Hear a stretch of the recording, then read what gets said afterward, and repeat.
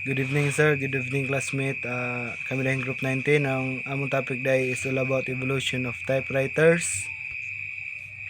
Father of typewriters mo ni si Christopher Latham Sholes o mo ni ang mga nabuhat ng mga typewriters. Number 1, early typewriters. The first typewriter was invented by Christopher Sholes in 1868. Mao din yung una na invented ni Christopher Sholes katong 1868. Amo na yung kuan mo na yung mga contribute sa kanina mga typewriters, mechanical typewriters ug slow and cumbersome ug limited functionality o panag limited ang kuan na ni kanang paggamit ani na typewriters. Nagamit ni siya sa katong 1868 padong 1880s. Aduha, mechanical typewriters improvement lead to more efficient and portable typewriter. Muna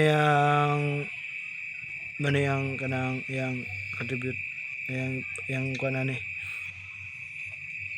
kani improve keyboard layout, improve na yung keyboard layout, lahira tong early typewriters, ning increase na yung typing speed, tapos wider adoption na siya.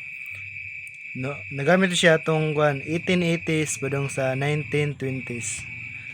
Tapos katulo, electric typewriters. Electric typewriters increase efficiency and reduce fatigue.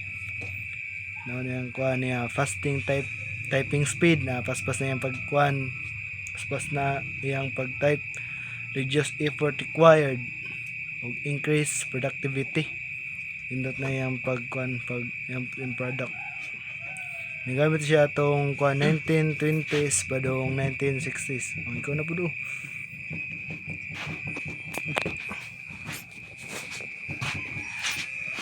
Portable typewriters. Portable typewriters enable writing on the go. Their features compact and lightweight, increase mobility and convenience. In 1960s hangtod 1980s. Electronic typewriters. Electronic typewriters introduced digital features.